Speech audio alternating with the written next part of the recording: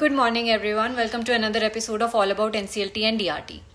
So, today I will be discussing with you section 3, which contains all the definitions. Though it contains 37 definitions in total, so I will not be discussing all of them.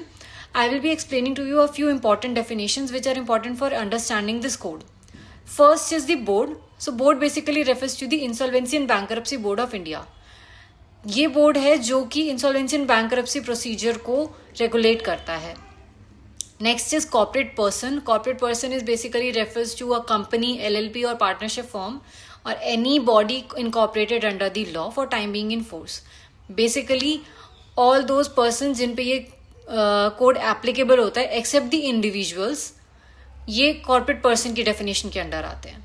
Next comes is corporate debtor. Corporate debtor is basically the company और the person जिससे वो date पे करनी है, जिससे पैसा pay करना है.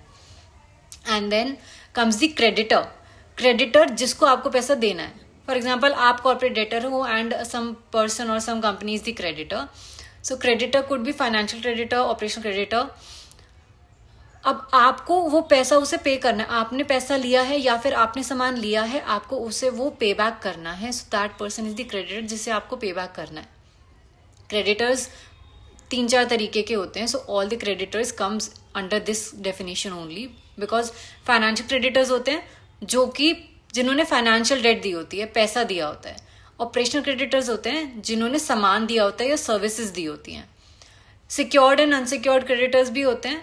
एंड ऑल्सो जो हमारे डिक्री होल्डर्स होते हैं इन रिकवरी सूट्स, वो भी क्रेडिटर की डेफिनेशन में ही आते हैं.